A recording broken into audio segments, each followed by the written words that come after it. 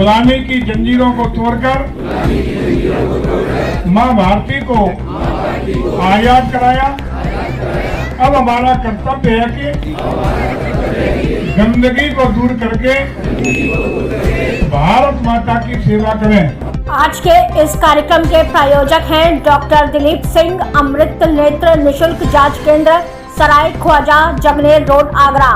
पर्यटन संस्कृति मंत्री जयवीर सिंह पहुंचे आगरा। पीएम मोदी के जन्मदिन पर चलाया सेवा पखवाड़ा कार्यक्रम। ताजमहल पश्चिमी गेट के पास चला स्वच्छता अभियान। 2 अक्टूबर तक सेवा पखवाड़ा चलाना हमारा अभियान। अखिलेश और इंडिया गठबंधन के लोग हताश और निराश हैं। पर्यटन मंत्री ने कहा, उत्तर प्रदेश में जहां अपराध हुआ उनके ही चहेते क्यों निकलते हैं। अयोध्या, कन्नौज, सुल्तानपुर जैसी घटनाओं में इन्हीं लोग ही शामिल निकले। जनता ने दिया था नारा, जितना बड़ा नेता उतना बड़ा अपराधी। गिरोह के लोगों पर कार्रवाई होती है तो सरकार की भूमिका निभाते हैं अखिलेश। और कहा कि उत्तर प्रदेश में 10 सीटों पर हो रहे उपचुनाव आएंगे अच्छे परिणाम। इतना ही नहीं, इंडिया गठबंधन पर तंज कसते हुए कहा कि विपक्ष ने लोकसभा चुनाव में झूठे वादे कर लोगों को किया गुमराह।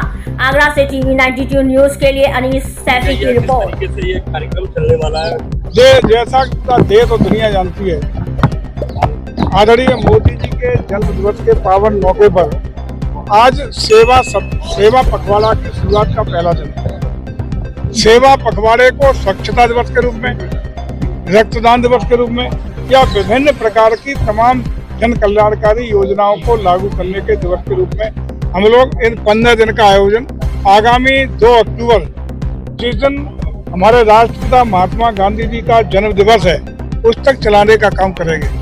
और इन 15 दिनों में अंतिम छोर का व्यक्ति, जिसको कोई पूछने वाला नहीं, जिसका कोई पुरस्कार लेने वाला नहीं, जिसको कोई लंबी आजादी के अंतराल भी जिसकी बेहतरी के लिए कोई प्रयास नहीं हुए, उसके जीवन में मुस्कान आए, उसके जीवन में एक नई सकारात्मक रचनात्मक पहल हो, ये प्रयास भारतीय जनता पार्टी का संगठन और पूरा देश आज से शुरू करने जा रहा है। इसी परिप्रेक्ष्य में आगरा की इस ऐतिहासिक धरती पर आज सफाई अभियान के तहत उस कार्यक्रम की शुरुआत हमारे सम्मानित माननीय क्षेत्र के विधायक जी, हमारे जिला पंचायत अध्यक्ष जी, हमारे अन्य सभी पदाधिकारी और जिला प्रशासन के साथ ये शुरुआत की गई है।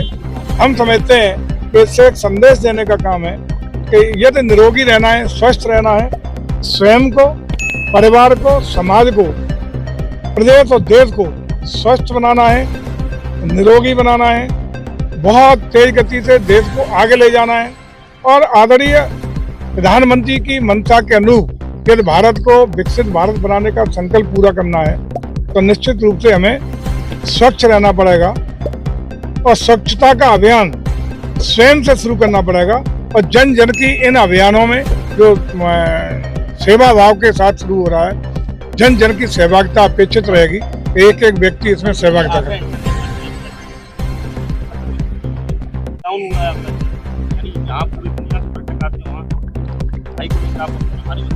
यही तो हम लोग आज प्रयास कर रहे हैं। कोई भी सरकार का प्रयास तब तक सफल नहीं हो सकता, इस तरह के प्रयास, जब तक जन जन की स्वयं की भागीदारी न हो। पहले आदमी स्वयं पे वो एडॉप्ट करे, फिर परिवार पे करे, समाज पे तभी प्रभावी होता है। आज जो शपथ भी इसके बाद लेने का काम किया गया है, उसका भी आशय यही है कि जन जन की सहभागिता और भागीदारी जब तक इन अभियानों के तहत नहीं होगी, स्वयं का जुड़ाव लोग नहीं करेंगे, स्वयं स्वच्छ रहने का प्रयास, स्वच्छता बरतने का प्रयास, गंदगी न करने का प्रयास, तो गंदगी न होने देने का प्रयास नहीं करेंगे, तब तक इस तरह के अभियान कभी सफल नहीं होते। अखिलेश कह रहे हैं कि डबल इंजन की सरकार नहीं, डबल इंजन अतला रहे, क्या कहेंगे? देखिए, मैं समझता हूँ कि अखिलेश जी और इंडी गठबंधन के लोग आज हताश हैं, निराश हैं और हताशा और निराशा में कुछ भी बोल रहे हैं। आखिर उत्तर प्रदेश में जहाँ जहाँ अपराध होते हैं, उन्हीं के चहेते लोग क्यों उनमें इन्वॉल्व निकलते हैं? उनके चहेते लोग ही, चाहे अयोध्या की घटना हो, कन्नौज की घटना हो, सुल्तानपुर की घटना हो, उन्हीं के इर्द गिर्द के शागिर्द लोग ही इन्वॉल्व क्यों होते हैं? इसका मतलब साफ है कि उत्तर प्रदेश की जनता ने 12 से 17 के बीच महसूस भी किया और उसको झेला है, भुगता है। और उसी समय उत्तर प्रदेश के लोगों ने एक नारा दिया था कि जितना बड़ा अपराधी उतना बड़ा समाजवादी।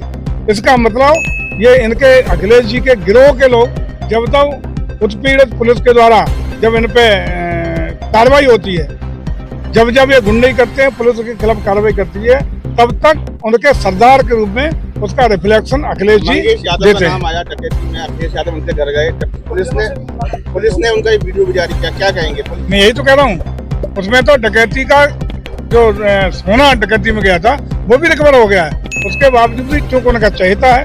तो मैंने जो कहा कि जब जब उनके गिरोह के सदस्यों को पुलिस के द्वारा कार्रवाई की जाती है अपराधियों पर, तो गिरोह के सरगना के रूप में अखिलेश जी को सबसे ज्यादा पीड़ा होती है। केरल में उपचुनाव क्या लग रहा है? 10 सीटों पर उपचुनाव उत्तर प्रदेश में हो रहे हैं। 10 सीटों पर निश्चित रूप से बेहतर परिणाम इसलिए आएंगे कि लोकसभा के चुनाव में एनडीए गठबंधन के लोगों ने जिस तरीके से गलत गुमराह करके धोखा देके जनता को ठगने का काम किया, उन्होंने कहा 400 आ जाएंगे, इसलिए भारतीय जनता पार्टी मांग रही है कि संविधान बदल देंगे।